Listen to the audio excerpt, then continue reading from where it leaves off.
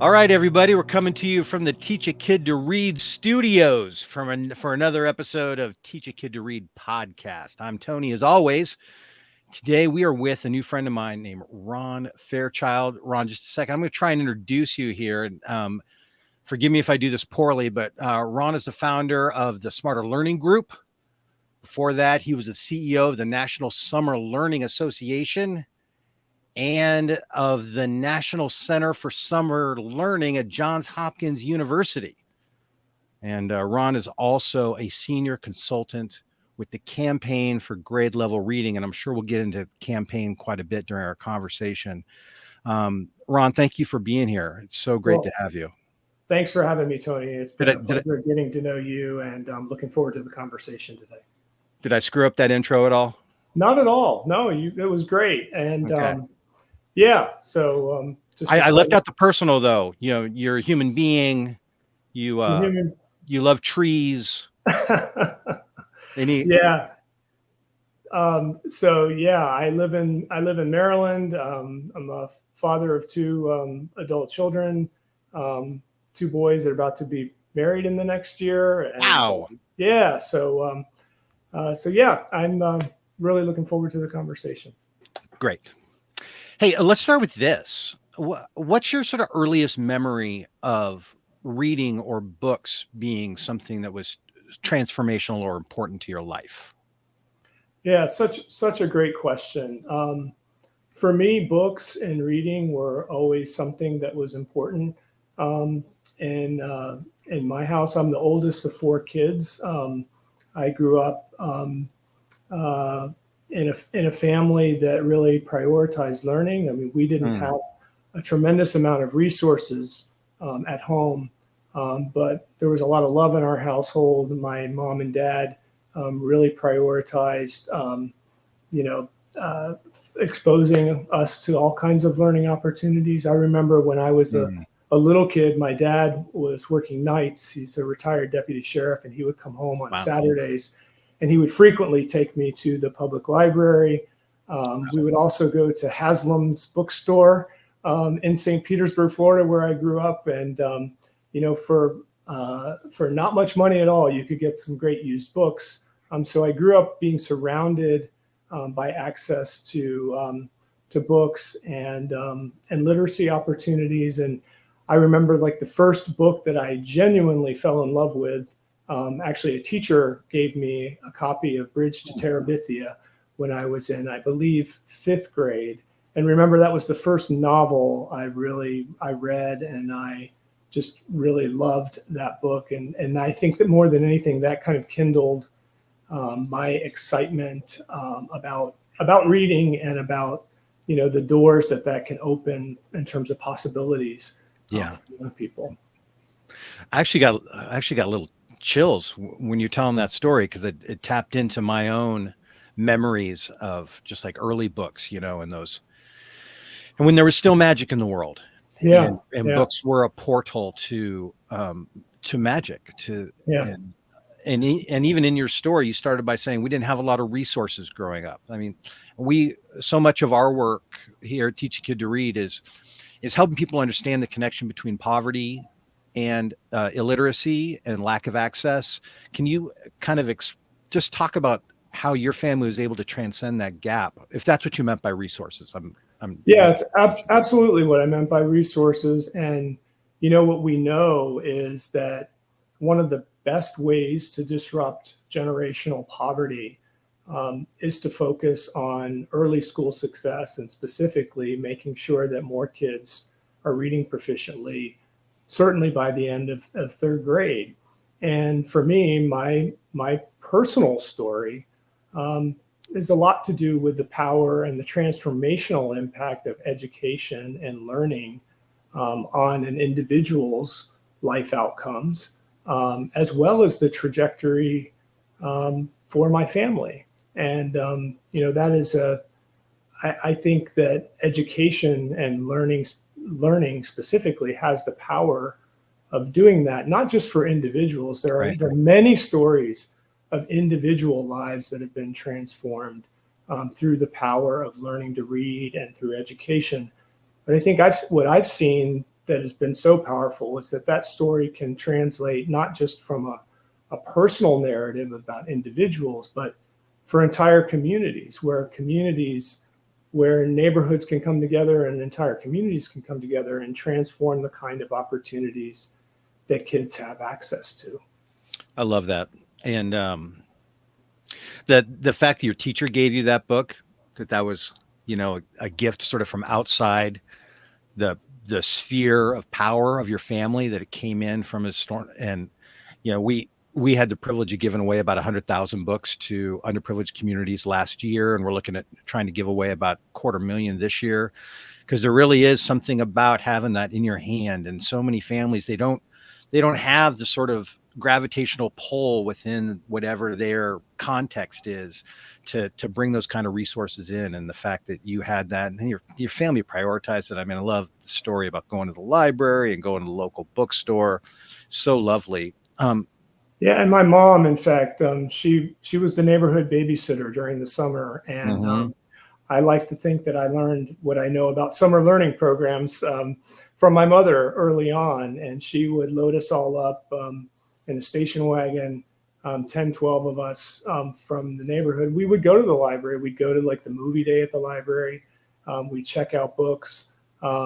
We sometimes would stop at the Ponderosa Steakhouse, and she would, where the manager would take pity on her and, trying to take out 9, 10, 12 kids for lunch for the 99-cent kids special. I don't think they fully anticipated that one woman would come in there with that many kids to get in on their kids deal during the summer. But I think I learned in that, like, not just the power of books, which are critical and important, right, but also all the support that needs to go into making sure kids love reading, are inspired by it, and connected to other kinds of opportunities that support their healthy development.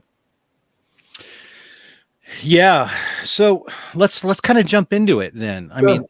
You're a frequent guest on CNN, NPR, Not frequent. C-SPAN. Not frequent. No. Okay, no, you're no. an occasional guest on these national outlets that are reaching out to you and they're going, Ron, we need you to help explain what's going on. What is it? First of all, what is it that sort of these organizations are asking? Like, what do they want to know that they feel like they need to bring you in? Well, I think what most people know when they hear the statistics about early reading, and we know that far too many kids and families are struggling with getting foundational skills that are required for success in education. I think what people also don't always kind of fully zone in on or hone in on is the fact that this is not just a generalized crisis that exists everywhere in the country, but it is really a particular crisis that has to do with poverty and with a lack of opportunity. And that we know for many of our kids and families in this country are doing just fine. But we haven't figured out, I don't think, how to solve this problem of poverty at scale. And literacy and early school success are critical components of that, and frankly, like our best shot that we have of helping disrupt this cycle and help more kids and families experience success not only in school but in life. It really begins early, and the effects of poverty-driven adversity start very early in life. And the fact that we live in a country where we can predict with a fair degree of certainty future outcomes based on where kids live, and predict based on zip code what future outcomes are going to be for them. I just find that morally outrageous and abhorrent. And I think, and I know that we can do much, much better than that.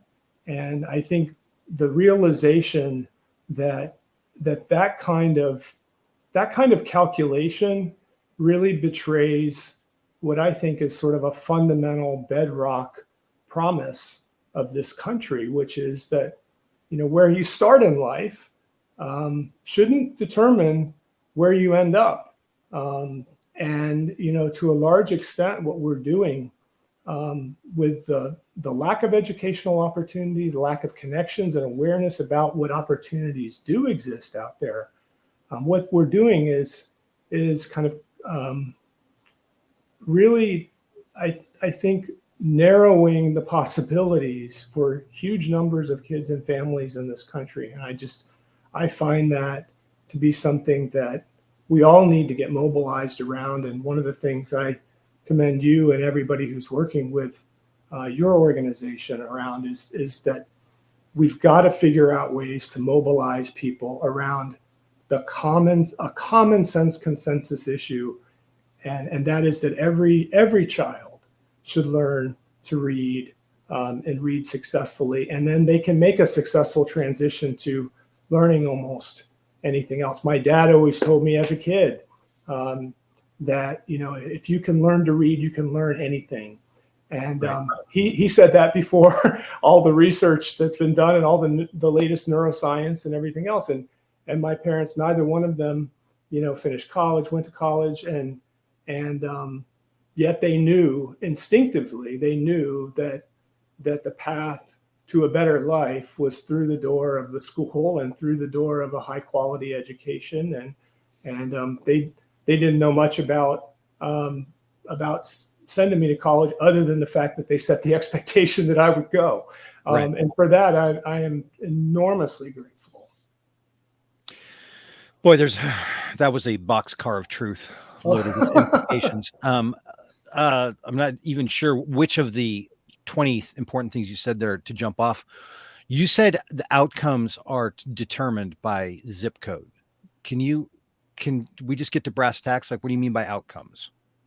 Well, I mean, you can predict with a fair degree of certainty, based on where kids live, what quality school they're going to have access to, whether and to what extent they're going to do well on a variety of educational measures, their health outcomes, whether they're going to graduate from high school and succeed. It's not that is destiny, but when you look at what are the best predictors, those tied pretty closely to whether or not kids win a zip code lottery. And the work that we do with the campaign for grade level reading really pushes back on that and says, we as communities, folks who are living the closest to the problem and to the solutions, the folks who are living closest to these challenges and these opportunities are the ones who need to come together and mobilize and say, we can do better. We can figure out ways that more low-income kids can have a better shot at success. And what that looks like is, making sure more kids are born healthy, making sure that prenatal through age 5, all of the things that help prepare kids to be successful in school and to take advantage of what school has to offer. We as a community need to get together to make sure more low-income kids show up on the first day of kindergarten. Schools are getting ready to start here in Maryland in a few weeks. Show up on that first day fully ready and fully prepared to take advantage of what school has to offer. That means comprehensive developmental screenings, early identification of issues around literacy and language development. We know very early on which kids are going to struggle, and the earlier we can intervene, the better. We need to make sure more kids are showing up to school each and every day during the regular school day and year. And we know that for many kids, just that regular school day and year of instruction is not sufficient to get them everything that they need to get to the milestone. So we need to surround those kids with additional learning opportunities and supports after school and during the summer. And there's a huge community role to play in all of this. And it's one thing, for folks to sit back and sort of blame schools and frame this only as a school problem. I'm a former teacher, and I would be the first one to say schools can and should do better, and do better every day with every single student. But we have to come together as a community and say, that's not going to happen here, and get as many people together to say, let's put a stake in the ground about the importance of this. Let's rally as many people as we can to an issue that you can get everyone to agree on. I've yet to meet a single person that says, hey, that's not such a good idea. Kids shouldn't learn how to read. This is one of those issues we can mobilize around. We can build consensus. We can build support. And in a world that is far too divided right now, and issues that kind of polarize and divide people, this is one that we've seen communities all across this country mobilize around and actually make some encouraging progress. They're not all the way there yet. There isn't a community I can point to with a 95% literacy rate or higher. But there are folks who are really doing the hard work that it takes to get there. I want to hear more about that hard work and these places people are actually, because we can't just talk about how depressing it is. We also need to talk about that there's hope and there's great thinking and great organizing. But I believe that there's this lie running around. And I think we think in formulas. We think about politics and formulas. We think about a lot of things in formulas. And there's this formula that people have in their head that child plus classroom plus time equals educated or equals literate. And do you have any response to that equation? Yeah, so there's a difference in my mind between schooling, which takes place inside the four walls of a building that we call school, over typically 180 days for a very limited amount of time, and learning more generally and more broadly. And what we know is that kids only spend about 20% of their waking hours in school. So my question is always, what about that other 80%? And how do we, as a wider community, surround kids and families to say, we need to be filling that time constructively and productively. And to me, it has always been my work is always focused at the intersection of schools and the wider community. And we need, I think, perhaps a better and stronger compact and sense of partnership between and among families, schools, and the wider community where kids and families live. Well, then let's talk about that a little bit. Sure. I think people have a sense of schools, get the role that schools are playing or supposed to play, and I think people have a sense of families. Sort of ideally, the story would be that there'd be encouragement at home, and there would be bedtime stories, and there would be, conversations around the dinner table and those sorts of things. Though those things don't happen in far too many households in America, when people are living on the edge of poverty or below the poverty line. But what is this? How does a community play into this? Like, can you put some meat on those bones as far as what does that mean? Yeah. So I think the way that the community, comes in is by providing support and help that is truly helpful, both to families and to schools. And, I think that takes a very different form depending on where you are. But I think there are some common ingredients.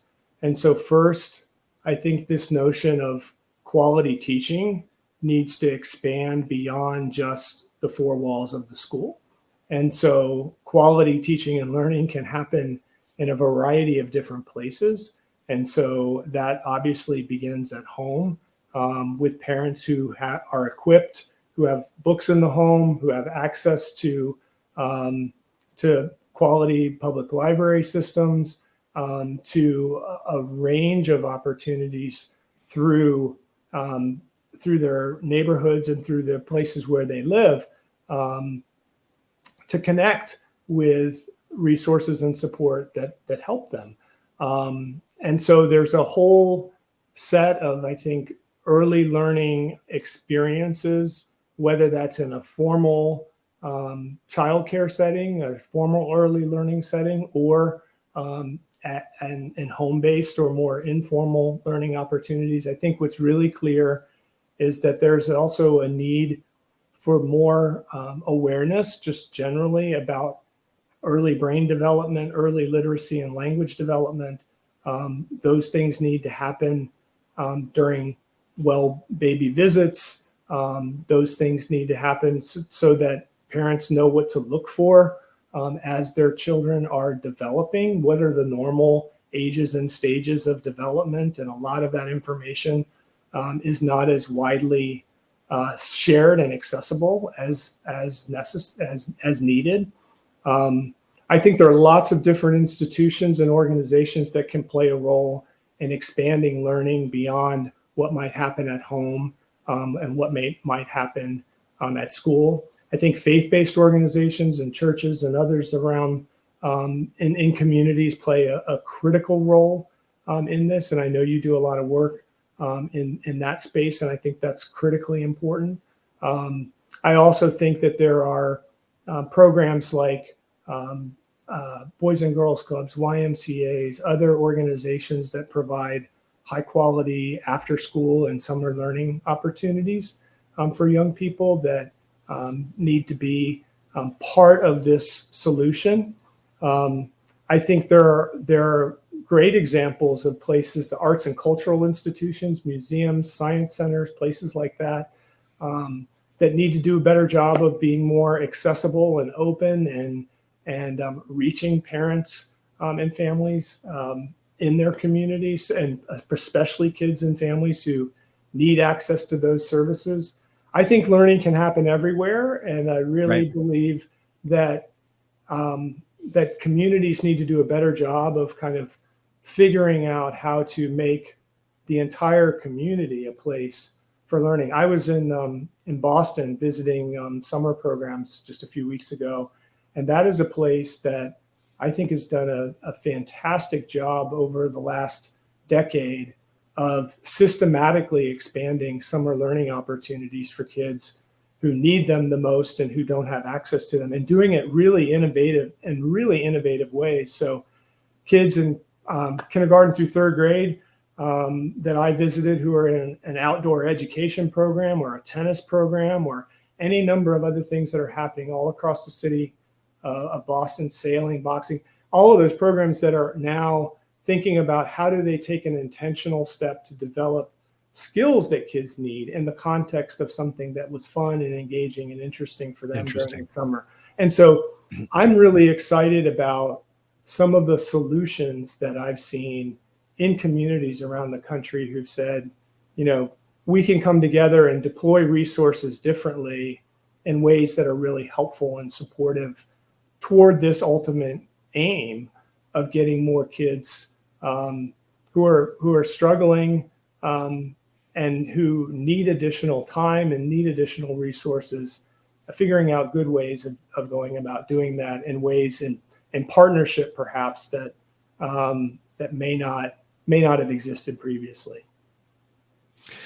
That's great. The idea that a boxing program could be a part of the educational arc, I think, is phenomenal. And be even to think in those ways. When I think about it, I think, well, we need after school reading buddy program. Like that's about as far as sometimes my imagination wants to go. And then it's like, no, there's these structures all over the place. There's all these passion projects that are happening that can be energetic co-participants in the academic and educational arc of a child. We just have to think about it in those terms. So this is more than just distracting children.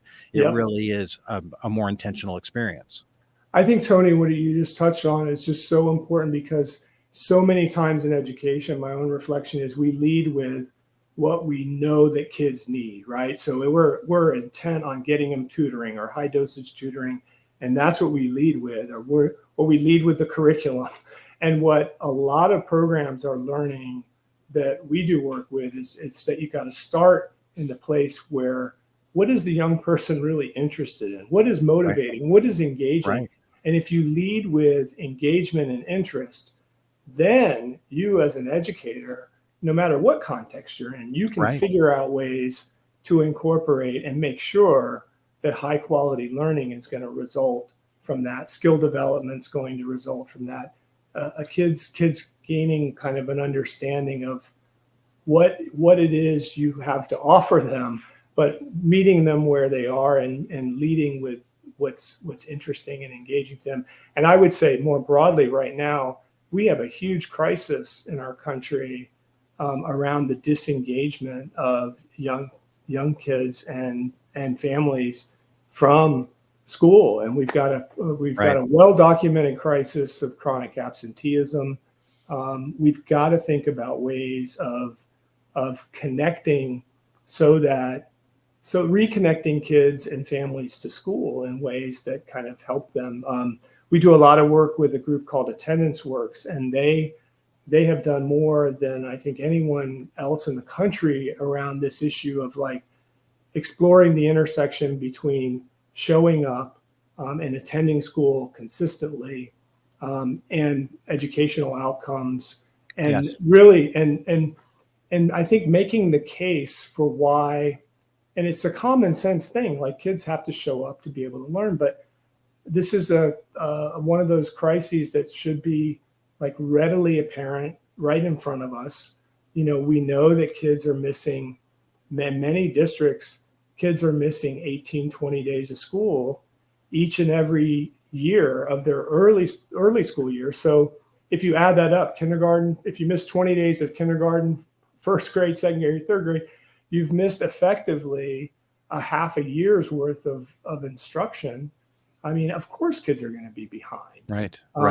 And so there are things like that we can rally around, and we can say, surely there are ways to address some of the transportation barriers, the health barriers, the other things. And as a community, solve for that, and then give our schools, our teachers, our principals a fighting chance at getting more kids to this milestone. I want to get back to summer in a second, but can you talk just a little bit about, okay, so one problem is attendance, just getting them, can they get to school based on whatever their context is and their circumstance. But once they get into school, what does it look like to help to give principals and teachers a fighting chance? What is it that they don't have that we as a community can provide, back to that community resourcing idea? Yeah, I think it has to start with, asking the schools in your neighborhood and in your community what they need, what help would truly be helpful. I think a lot of folks either want to blame schools or they rush to a solution before even asking teachers or principals. So I think lead by listening is sort of something that I try to do as much as I possibly can, and I would encourage other people to do. Sometimes there are little things that schools and teachers and principals need. Other times there are big things that they need. I think regular volunteering and not just volunteering to come in on a one-shot, paint a mural, repair this or fix that. Sustained, focused volunteering that is working with individual children to support struggling readers. A lot of teachers know what their kids need, but they're also not in a position to be able to individualize the way they would love to be able to individualize. And sometimes having an extra hand who's a regular to read to and with kids. A great example of that would be in Charlotte, North Carolina. They've made a real significant investment in training people to read to and with kids, to focus specifically on the skill of reading fluency. There are a lot of complicated dimensions of reading instruction that lend themselves well to an expert teacher. Reading fluency and practicing with reading fluency, a trained volunteer can really hone in on that skill and can actually help significantly in that area in particular. So I would engage in that kind of dialogue as a good first step, and then figure out how you can mobilize around those issues that seem to matter most. Can you speak to one thing that we haven't talked talked about much on the podcast is summer, and Sure. the real impact of summer slippage that Absolutely. happens in the lives of kids, but also the opportunities that summer presents that we're just not taking advantage of. So could you just speak to that a little bit? Because I know Happy to that's do part of that. your I spent a good chunk of my career on this particular issue. And actually, I was surprised to find out that the first study on summer learning loss actually goes back to 1906. So we have more than 100 years of evidence to suggest that when kids take this long break during the summer, that some kids and families are okay, because when the faucet of public support shuts off in the form of school, their parents and their families are able to turn that faucet back on and hook them up with all kinds of opportunities. Unfortunately, the reality is for many low-income kids, their families aren't in a position to be able to line up all the camps and do the summer scramble that most middle and upper income families do to figure out the care arrangements for their kids. And that has huge impact, particularly on literacy. And so if you look at the pattern within school districts, kids learn roughly equivalently during the regular school day and year when it comes to early reading, only to see, and with low income kids, they experience a significant setback of about 3 months of learning, of equivalency and learning over the summer months, while their middle and upper income peers in that same school district sort of tread water, make a little bit of a slight gain. And so what you see over time is really a growth in the achievement gap between kindergarten and fifth grade. A substantial chunk of that is attributable to this setback that low-income kids experience each and every summer.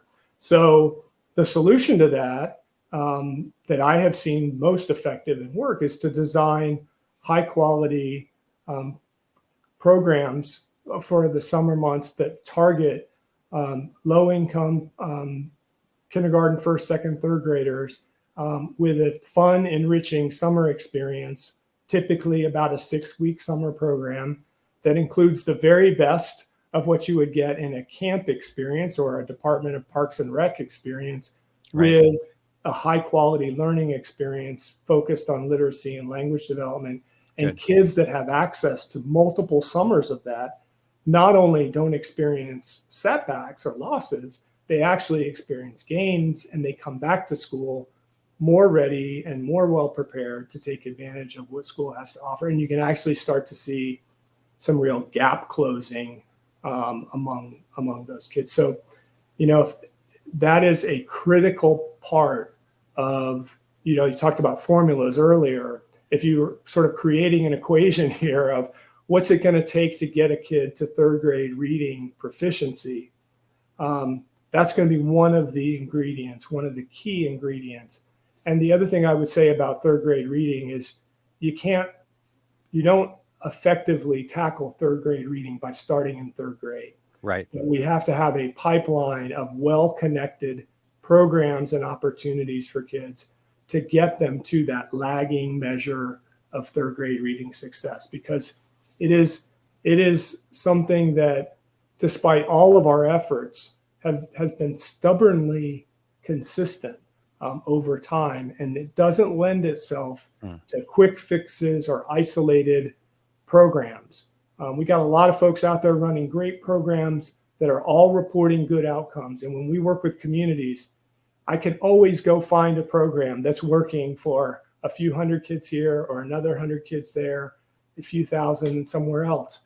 But what we don't have yet are models where those programs are connected to each other in such a way that they can not only produce good outcomes in and of themselves, but that they can add up to a population level impact on third grade reading and a metric like that. That's really the work of these local campaigns, as much as anything else, is connecting these solid, high quality programs in such a way that they can produce a larger scale impact. Yeah, you talk about all the good research we have. We know what the problems are. We actually know what the solutions are. We have maybe 1,000 local expressions across the country that are doing good work and influencing a measurable population of kids. And yet somehow every year we slip farther and farther down as a country. Fewer and fewer kids are making it to third grade, meeting grade level reading standards.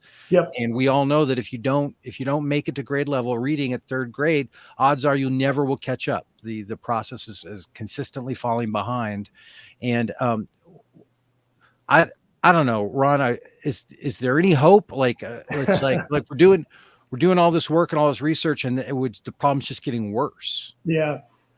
My hope and inspiration is derived from communities that I continue to see plugging away at this and working really hard and producing results and making progress in spite of all of those challenges. And I find that to be incredibly encouraging and inspiring. And the closer you get to that problem, and is also, happens to be, you get a lot closer to the solution. And I think we know a lot about how to do this work for some groups of people in this country, namely people who have resources and generational wealth and all of those kinds of things. Schools are working pretty well for them. What we don't know as much about, and I don't think yet we have the kind of public will we need, is to do that for kids living in poverty, and to figure out what it takes to put that together. And I am even more convinced that we need local leaders with expertise and talent who've been laboring around this issue for quite some time. We need to follow their lead. We need to empower them. We need to equip them. We need to connect them. We need to support them in ways that we sort of kind of almost reflexively want to do top down. And I think until and unless we support a bottom-up effort in some really new and different ways, I don't think we're going to get there, because that hard work of linking programs that are effective together, and viewing our commitment, like really putting kids, individual kids and families and neighborhoods at the center of this work, and then surrounding them with resources and support, is a very different way of building a system of opportunity and support than to put other people at the center, or the needs of other systems at the center of it. I just think we need kind of a fundamental reorientation there. And I think local leaders are the ones to follow and to support on this. Yeah, but it seems like yes, local leadership, but I'm not sure that people are talking to each other across communities or across from city to city, best practices, inspiring one another, helping us stay in the game. I just don't know that that's happening well.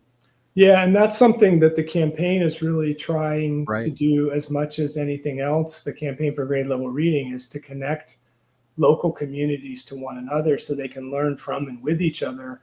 And they don't have to start at square one. They can start at step 4 or 5. And if they have a playbook, if you will, from other places, each community is going to be a little bit different, but we're not that different from each other that we can't learn from or with other people. And to accelerate progress on this, I think those are the kinds of structures, more highly networked structure that will connect people together. I think that's really what I think a lot of community leaders want and need to be able to do this work better and more effectively.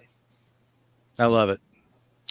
Ron, you're so great. This is super encouraging. It's also sobering, as when we talk about it and realize that we the educated, the few, know so much, and yet so many of under-resourced folks are struggling so completely.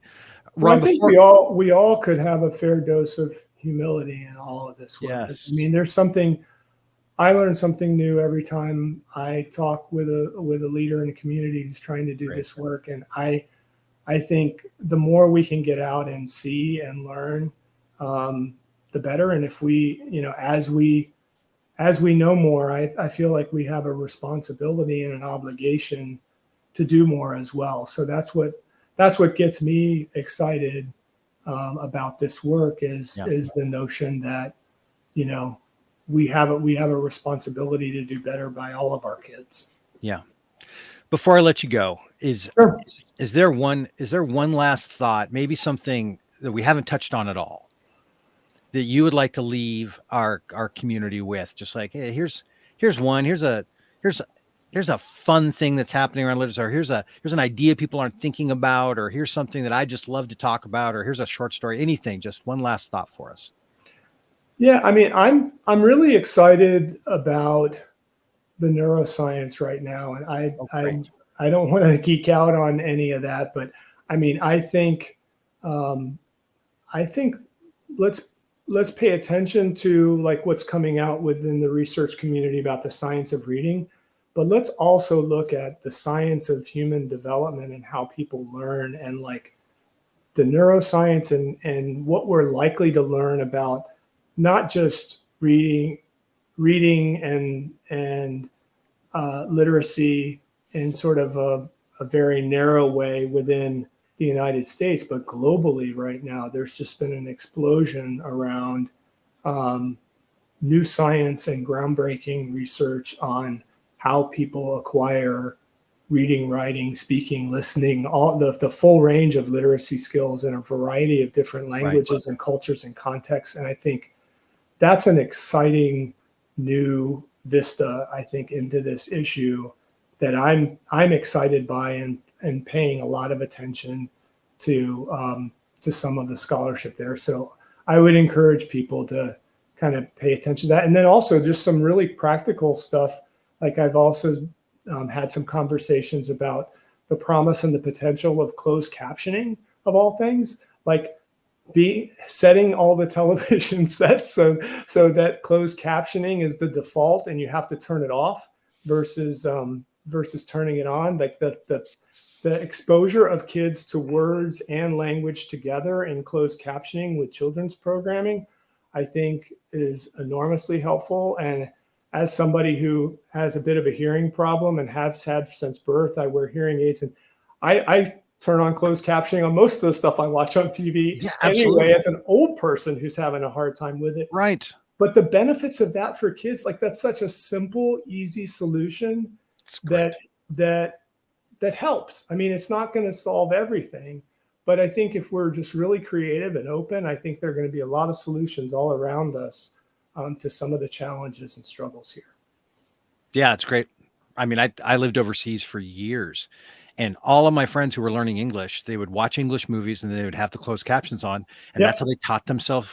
They just taught themselves language, and it's a technology that's completely paid for. Yep, that already is out there. Yep, it's literally just taking your remote control and going to the right button. And and also I think there's stuff on the back end that can be done to turn it on as the default, and then you'd have to go in to turn it off. I think the opting out.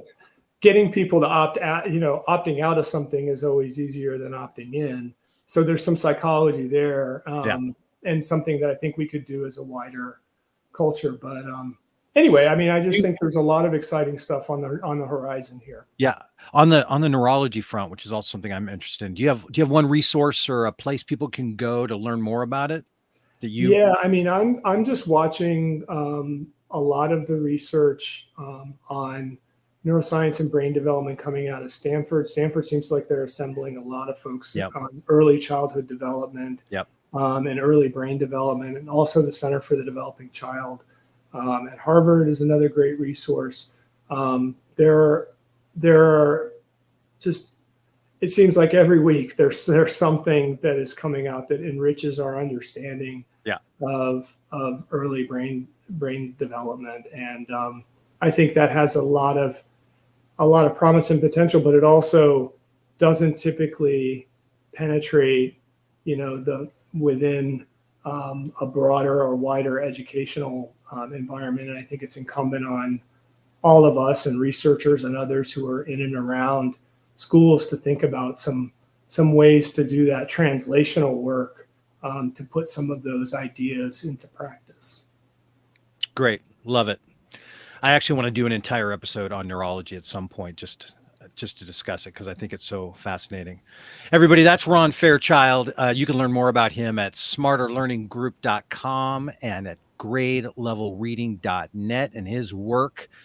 Fascinating. One of the really great national voices who's collecting all the sort of research and ideas so we can help every kid learn how to read, and have, teach a kid to read, give a child a chance. This is Teach a Kid to Read. Thanks for being with us. Teach a child to read, give a child a chance. It's as simple as that.